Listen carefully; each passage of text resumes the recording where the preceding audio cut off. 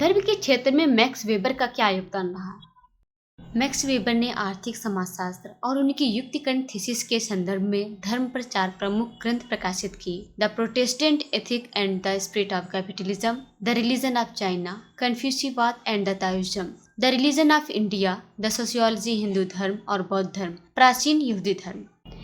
अपने समाजशास्त्र में वेबर मानव क्रिया के इरादे और संदर्भ की व्याख्या की अपनी पद्धति का वर्णन करने के लिए जर्मन शब्द वेस्टीन का उपयोग करता है। वेबर प्रत्यक्षवादी नहीं है। उन्हें विश्वास नहीं है कि हम समाजशास्त्र में ऐसे तथ्यों का पता लगा सकते हैं जिन्हें कार्यकरणात्मक रूप से जोड़ा जा सकता है। हालांकि उनका मानना है कि सामाजिक जीवन के बारे में कुछ सामान्यीकृत बयान दिए जा सकते हैं, लेकिन उनकी रुचि कठोर प्रत्यक्षवादी दावों में नहीं है, बल्कि ऐतिहासिक आख्यानों और विशेष मामलों में संबंधों और अनुक्रमों में है। वेबर धार्मिक कार्यवाही को अपनी शर्तों पर समझने का तर्क देते हैं। उनका कहना है कि एक धार्मिक समूह या व्यक्ति हर तरह की चीजों से प्रभावित होता है, लेकिन अगर वे धर्म के नाम पर कार्य करने का दावा करते हैं तो हमें पहले धार्मिक आधार पर उनके दृष्टिकोण को समझने का प्रयास करना चाहिए। वेबर किसी व्यक्ति की दुनिया की छवि को आकार देने का श्रेय धर्म को देता है और दुनिया की यह छवि उनके हितों के बारे में उनके दृष्टिकोण को प्रभावित कर सकती है और अंततः वे कैसे कार्रवाई करने का निर्णय लेते हैं।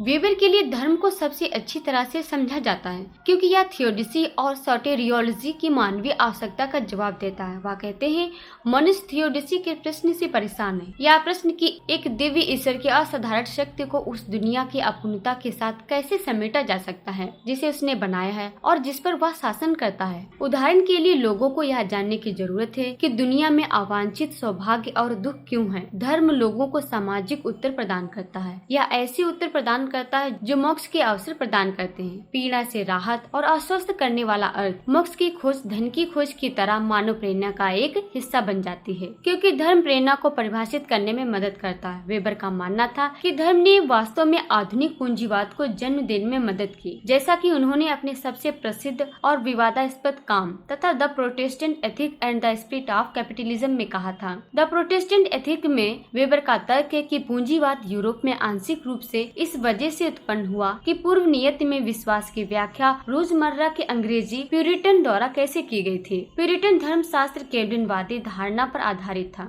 कि हर किसी को बचाया नहीं जाएगा। चुने गए लोगों में से केवल एक विशिष्ट संख्या ही ऐसी थी जो दंड से बच सकती थी, और यह पूरी तरह से ईश्वर की पूर्व निर्धारित इच्छा पर आधारित था, न कि इस जीवन में आपके द्वारा किए जाने वाले किसी भी कार्य पर। आधिकारिक सिद्धांत यह मानता है कि कोई भी वास्तव में यह नहीं जान सकता कि कोई निर्वाचित लोगों में से था या नहीं। व्यवहारिक रूप से वेबर ने कहा, यह मनोवैज्ञानिक रूप से कठिन था। लोग यह जानने के लिए उत्सुक थे कि क्या वे हमेशा के लिए स्थापित होंगे या नहीं। इस प्रकार प्यूरिटन नेताओं ने सदस्यों को आश्वस्त करना शुरू कर दिया, यदि वे अपने व्यवसाय में आर्थिक रूप से अच्छा प्रदर्शन करना शुरू कर देते हैं तो यह एक अनौपचारिक संकेत होगा कि उन्हें ईश्वर की स्वीकृति प्राप्त है और वे बचाए गए लोगों में से हैं, लेकिन केवल अगर वे अपने श्रम के फल का अच्छी तरह से उपयोग करते हैं। इसने एकेश्वरवाद द्वारा निहित तर्कवाद के साथ साथ तर्क संगत बही खाता के विकास और किसी को जीने के लिए आवश्यक वित्तीय सफलता से परे गणना की गई वित्तीय सफलता की ओर से अग्रसर किया,